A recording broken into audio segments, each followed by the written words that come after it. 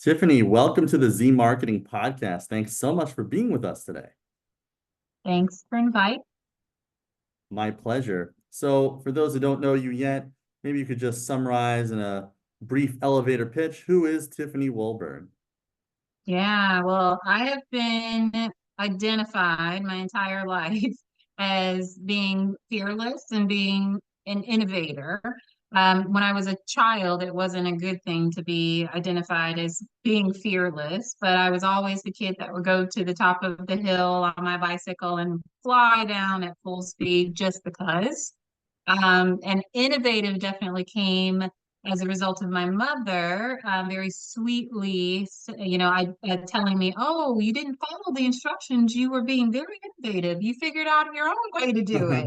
But Innovative, that's right? Yes, that's exactly I was where pretty it comes innovative from. myself in that. Yes, so that's how I would describe who I am, a fearless innovator. That's awesome. And you're currently a marketing strategist, correct? Or I Yes, so I am currently a brand strategist as well as a fractional CMO. And I specifically work in the food and beverage industry. I spend most of my time working with consumer product goods brands or CPG brands, meaning an item you can purchase off the shelf. But I also work with restaurants, cafes, and distilleries. So anything that's a consumable product is fruitful territory for my work. awesome. These are all things we are really interested in on this podcast and at ZV Media. So my question to you, you've worked with some global food and beverage brands, including Hot Pockets, Nestle, and Southern Comfort, the liquor. Yes. Maybe you can share, and I know this is a bit broad, but maybe you could share with the audience some interesting campaigns you worked on with those brands and some of the interesting insights you learned from that work. Yeah. Well, I will first start with Hot Pockets. I think Hot Pockets has a high brand awareness in the US. It's over 90%, and it is very much known for being a hot party snack.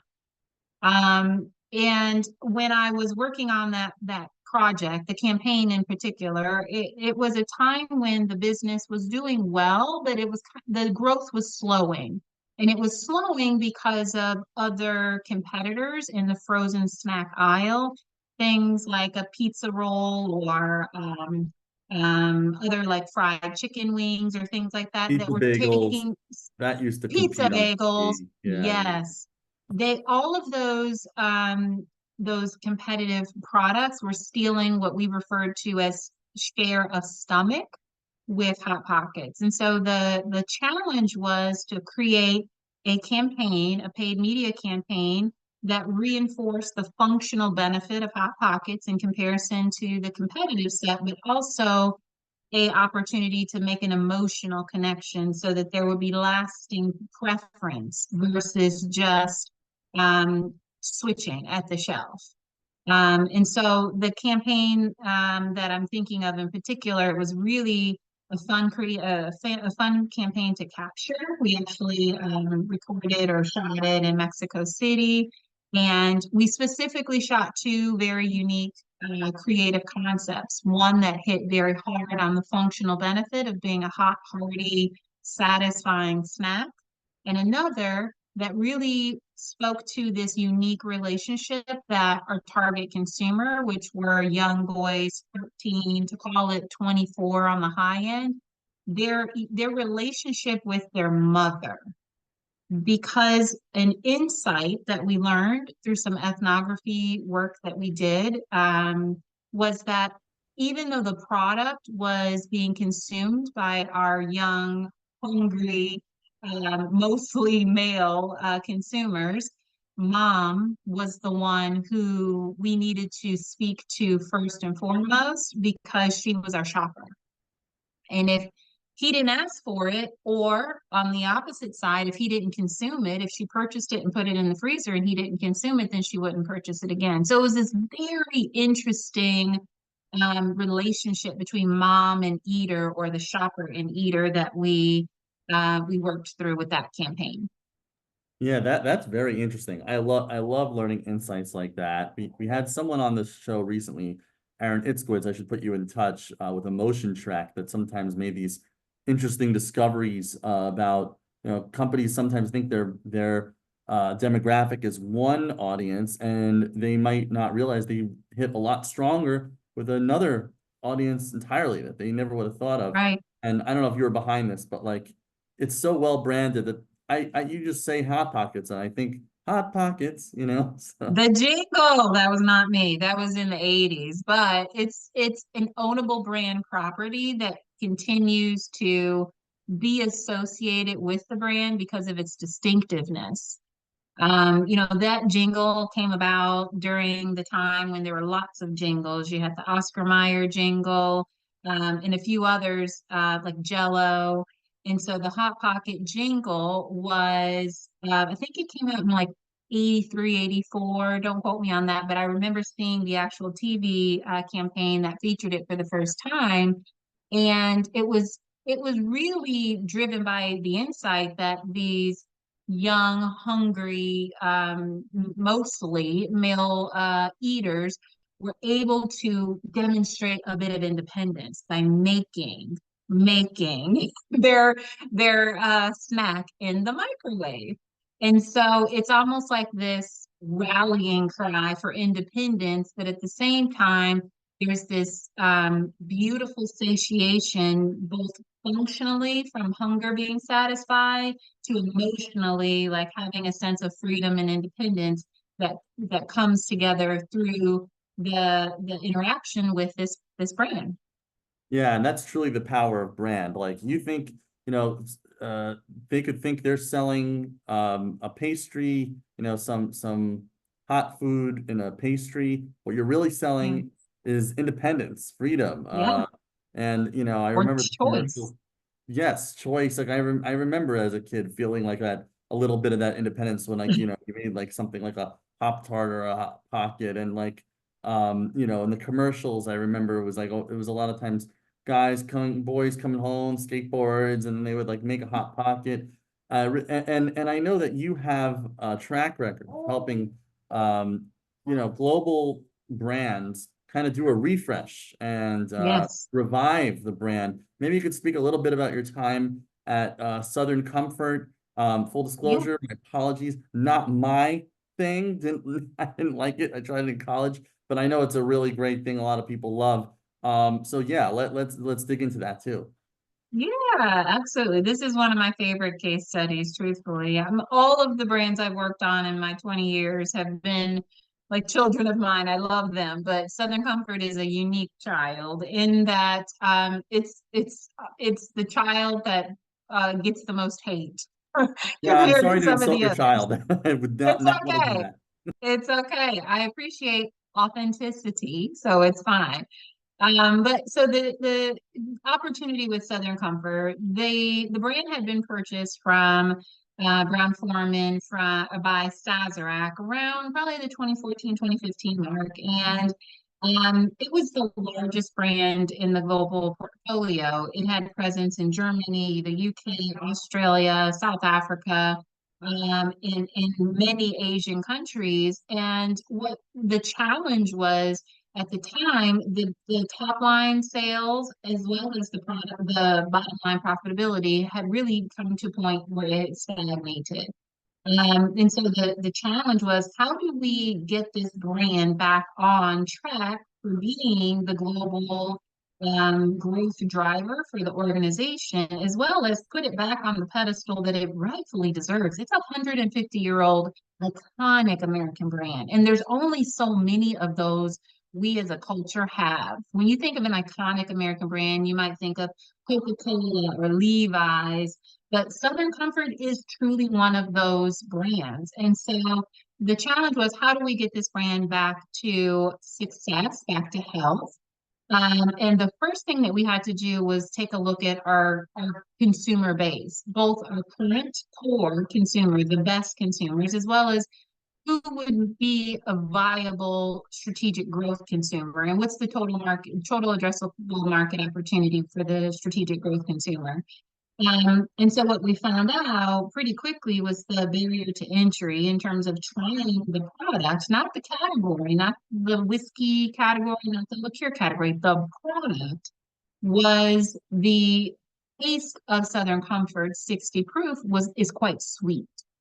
And so the current loyal consumer loves that taste profile, but the strategic growth consumer didn't so much.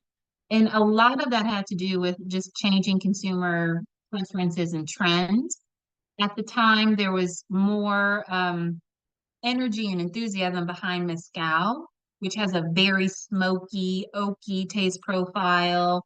Whiskeys were still relevant, which have a bite to them. And so Southern Comfort being in this sweet camp, really was losing its point of differentiation, its footing in the overall liquor or whiskey consumption occasion. And so we did three things in order to address the business challenge.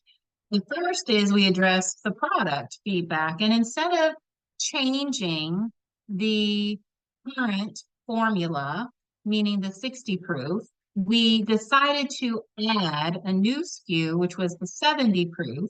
And we specifically formulated that liquid to be more of a smoky, oaky liquid profile. Very analogous to like a Jack Daniel's, but very purposefully created with that strategic growth consumer in mind. That product actually won multiple blind taste tests against Jack Daniel's. It's very good. Wow. I'm a Jack guy. It I is, can't believe that, but that's amazing. yeah, I mean, it really is. And so it's a higher whiskey concentrate versus the 60 proof. And again, that smoky profile compared to the sweet, it just completely opened the door in terms of recruiting a new consumer without alienating the existing. So the second thing we did That's not after easy to do, by the way. Congrats. That's it's pretty not, impressive. Yeah. yeah, it's not. And I think it's, when you look at brands like maybe a Coca-Cola and they have their iconic Coca-Cola, how do they innovate to recruit new consumers without alienating their existing base? Well, they do things like Diet Coke or they do things like Zero Coke. And so they're bringing in a new consumer without losing the reason that their core consumer likes the classic red Coke. So it's this very similar strategy play that we took. The second thing that we did, 2 out of 3, was with the oakier, smokier, higher whiskey concentrate Southern Comfort, it presented the opportunity to elevate the consumer target. So the history of Southern Comfort probably for the last 20, 30 years was to target a 21 to 24-year-old consumer. I lovingly refer to this consumer as like a girl's gone wild. It's a very like bar-centric, high energy consumer. And while that is an appropriate, or was an appropriate target for the brand in the past, we saw that with the higher whiskey concentrate, with the drink strategy being a Southern and cola, like a Jack and Coke, you needed to have a more relaxing, sippable occasion that made this product a viable solution for. And so that made more sense with the 25 to 29-year-old consumers. So the second thing that we did was we repositioned the brand to recruit the older, and I use that very lovingly, older, 25 to 29-year-old consumer. The third and final thing that we did to renovate that business was aligned with the creative strategy. So every brand that we were competing against, whether it was Goldschlager or Jack Daniel, Crown, everybody creatively showed the bar. You could not tell one creative or one commercial from another because they all basically were dark, moody lighting in a bar. You probably had some product in terms of like a cocktail on the bar somewhere, and some people chattering at the bar. It was very, very much lacking distinctiveness. And so what we did was we said, okay, we see this trend with consumers that they want to be mindful about their consumption, And one way that they're mindful is they do a healthy activity before, and then they indulge in moderation afterwards with friends. And so what we did was we created a campaign entitled Get Comfortable Outdoors. And we talked about, from a lifestyle perspective, why Southern Comfort makes sense for those moments when you're trying to enjoy those moments of balance with your friends and your family, etc. outdoor. So whether you're playing around a frisbee golf, or maybe you guys are playing paddle ball, after you have that fun activity and you're sitting down and you're just allowing your endorphins to come back down and you're relaxing, having a small Southern Comfort and cola makes sense because, again, we were really leaning into moderate consumption, so smaller portion sizes. Again, because you had a higher proof product, you didn't need as much to feel like, okay, I'm good. So those three things really helped us move the brand from being in a declining position to being in a significant growth stage. So at the end of those three things we did, the product innovation, the consumer repositioning, and the creative campaign, we had increased our US household penetration 33%, which is Wow. unheard of. And our 2-year average growth was 11.5%. Wow, that's incredible. That's Yeah. amazing. Well, I think now, is anyone else craving whiskey right now? Yes. Amazing. Yeah, and it's a great rebrand. That it's not just associated with like hedonistic partying. You've widened the audience to now also include just people having kind of a low key hangout with friends and family. Before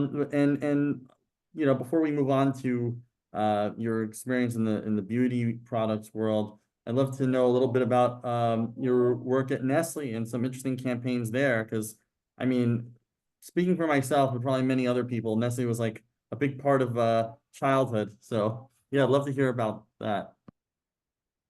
So Hot Pockets was the very first Nestle brand that I worked on, but I worked on several Nestle brands over the years that I worked with that global. It's the largest global food and beverage business. Another campaign that I enjoyed working with while at Nestle was for a brand new to world pizza brand called Outsiders Pizza Company. And why I was so excited about this project was the insight for why this product or the brand, truthfully, was created was based on pizza having a regional preference. No matter if you're a New Yorker, you ask, "Hey Zeb, what's the best pizza you had?" You're gonna say, "Oh, it's Joey's down the road. It's amazing. I sold it, and when I eat it, the sauce is sweet, but has a little bit of tang to it." And then you ask someone like me, Tiffany, "What's the best pizza that you've had?" "Oh, this one time when I was in Detroit, it was this amazing joint. It was this little hole in the wall. You never would know about it. It was totally obscured from the road, but man, they had this amazing Detroit style pizza, blah, blah, blah." The takeaway wasn't, "Oh, Joey's is the best," or "this little hole in the wall is the best." The takeaway really was that regional preference and regionality for pizza fandom is something that you can lean into and play to. And so that's what Outsiders Pizza Kitchen, the entire positioning was about. It was about celebrating regional style pizzas. And so we created a Milwaukee style pizza, which has cheese curds on it, which is actually very good. We had a Detroit style pizza lineup. There were a variety of styles that all, again, it was about the style and people's love and affinity for the actual product, but it also gave consumers who do have their own favorite Joey's, their version of a Joey's, a brand that they can identify with. And so that's one of the campaigns. It was very much started as a brand creation project, and it moved into product creation, and then it moved into merchandising.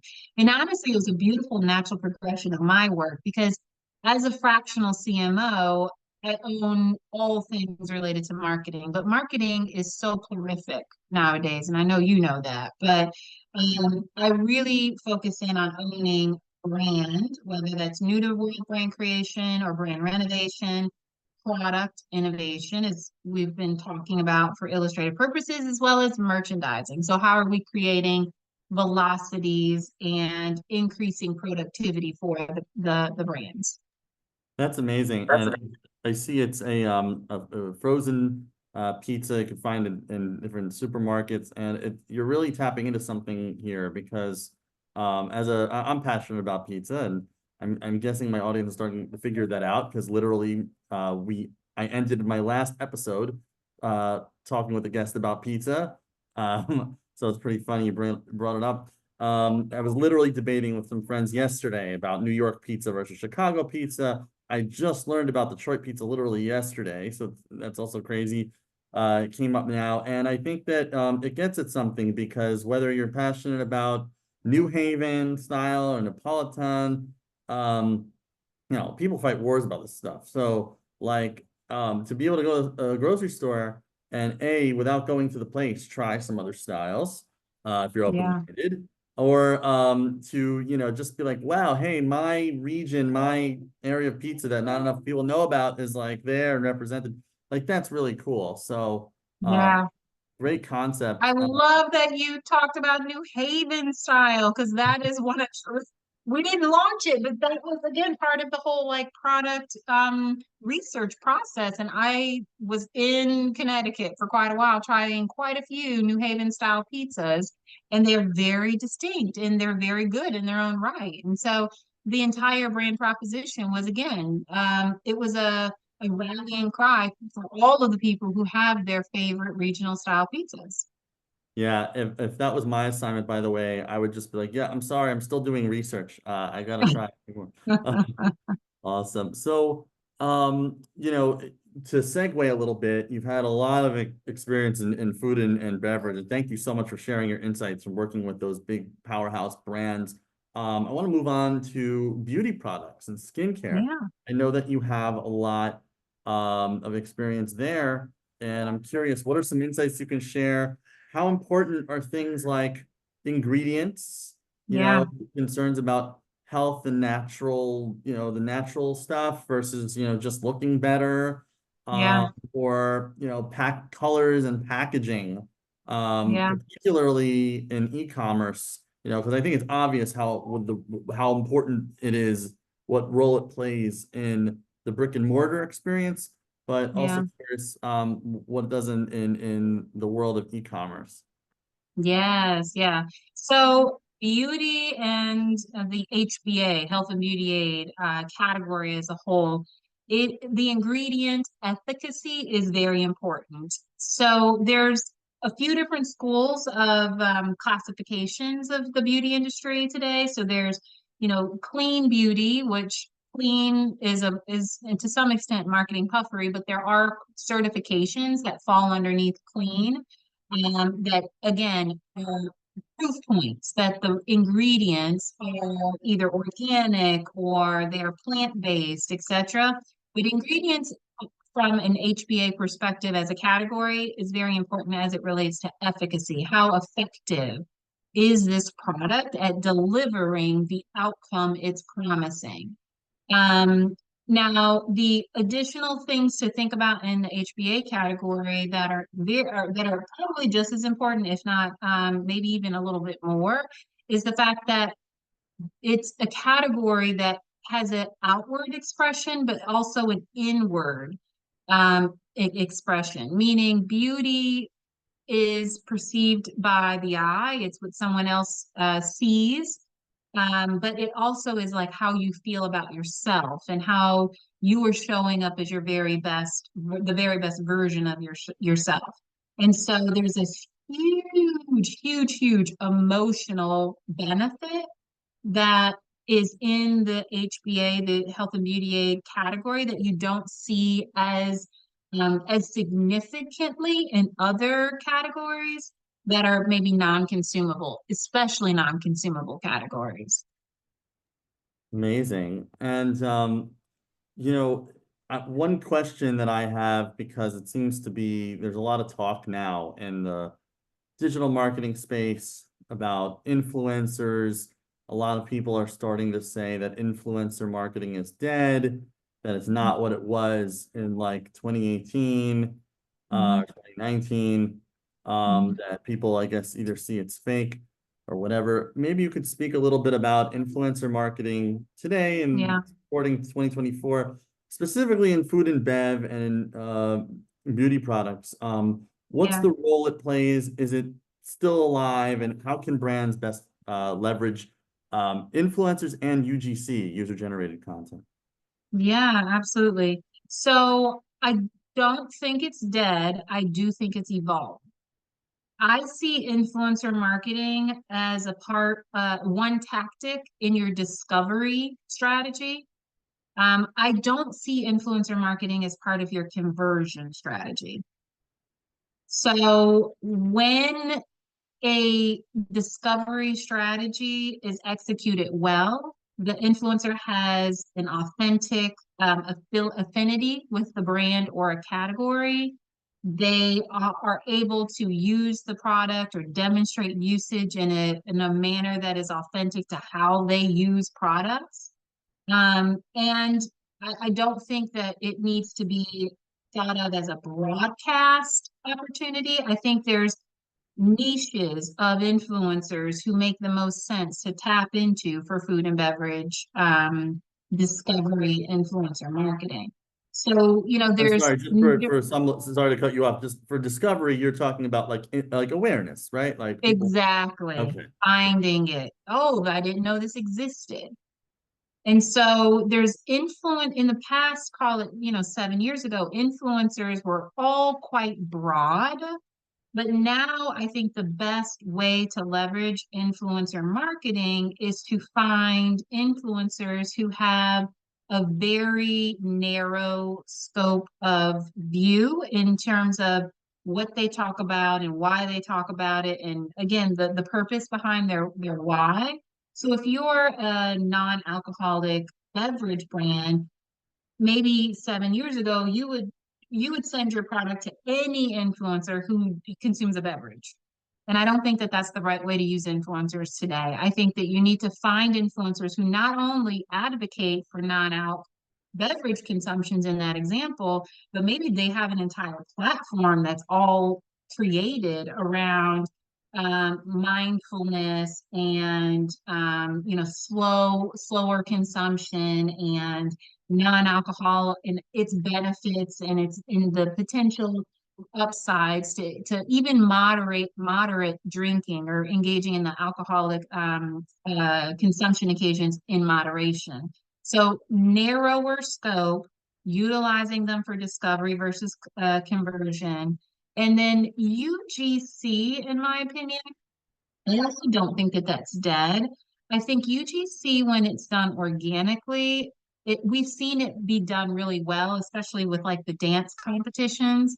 Like everyone wants to do the latest dance craze. I think that's a great example of UGC that's done well.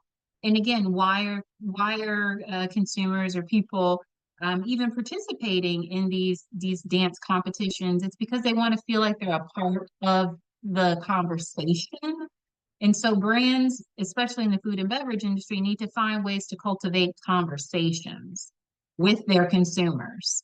Yeah, having a cultivating a two-way conversation rather than a one-way broadcast, I think is the key, and that's one of the biggest differentiators between today's marketing and yesterday's marketing, Yeah. specifically digital, social versus broadcast channels.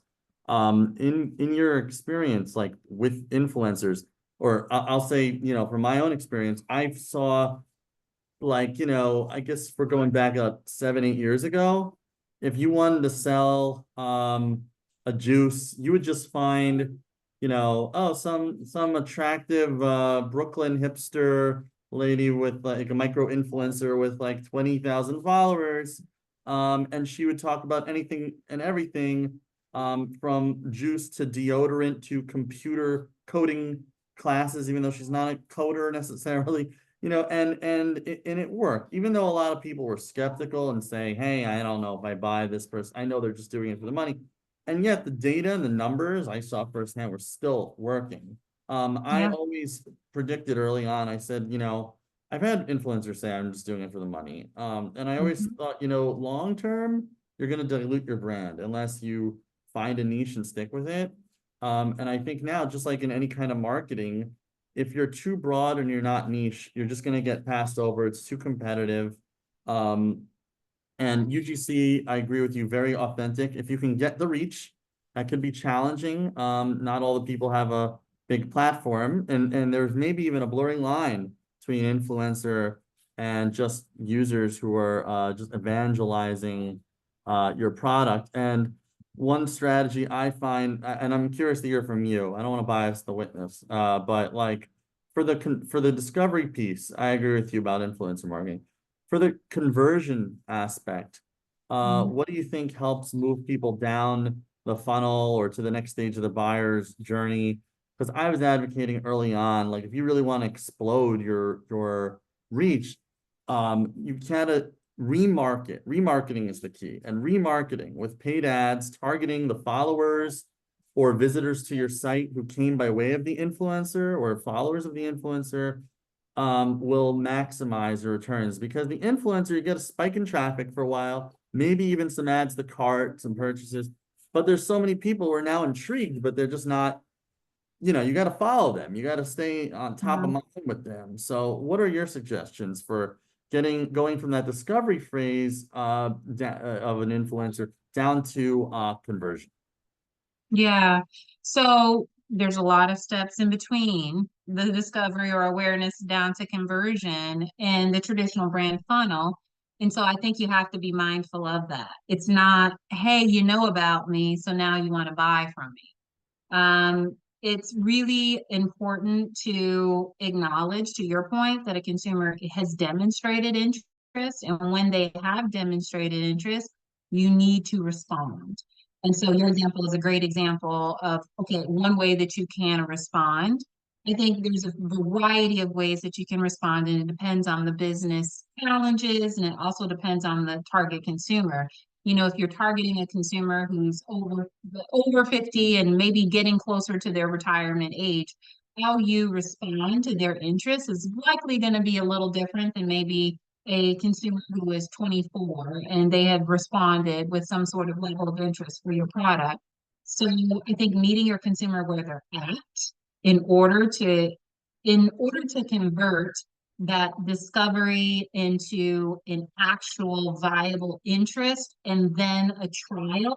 And really, sometimes I feel like I don't see trial in traditional brand funnels any longer, and I really miss it because there could be some small way that you incentivize or you reduce the barrier for your consumer to try your product before they fully buy your product. So, Sorry. Yeah, spot on. And I think, there's so many opportunities and get that awareness. Some people don't leave money on the table because they don't really make that connection. They don't reach out. They don't find ways to stay on the radar. And that's a missed opportunity. Specifically about just two things that you made me think of before we close out. One is just this interesting try before you buy concept. I mhm, know in the skincare beauty product world, there's sort of a school of thought that you could try for free and we'll get you hooked and you'll buy more. Or there's like a 60 or 90-day guarantee. Curious, mhm, what do you think is working in your experience? And then on the food and beverage, I don't know if this is a question so much as an observation, but you've worked with liquor brands and you mentioned just before as an example, there's so much more growth post-COVID and like especially among Gen Z and like sobriety. There's like a lot yeah. of alternative drinks out there, alternatives to like alcohol. Mhm. Curious what your thoughts are on any of the above. Yeah. So to answer your first question, the try before you buy, I think my personal experience in the food and beverage industry, one of my favorite tactics in order to get at giving the consumer a trial was actually in an e-commerce business. And so when you create a cart, when you're shopping online, you are telling me what you're interested in. Like you're giving me data. So if you're buying, an Organic Valley milk, I know, to some level, Zev cares about organics. So I'm going to invest, maybe instead of investing that $10 in an influencer campaign, I'm going to invest $10 into a sampling campaign. And I'm going to give Zev 2 free samples of my organic product in his basket over the course of, call it 2 to 3 weeks, to see if that might incentivize him to try my products. And so that digital shopping cart experience, having been on the e-com side for a small portion of my career, that was my favorite method to allow the consumer to try before you buy. Would you say clubs subscriptions are still popular? Like people doing, yeah. Because I think They that's a are. really good model. It's a phenomenal model, but their approach at Try Before You Buy is they have a very robust sampling program. And I don't know about you, I'm a Costco member, but every time I go to Costco, my son is sampling everything that they're offering. And as soon as he tries something that he likes, he's like, we've got to get it.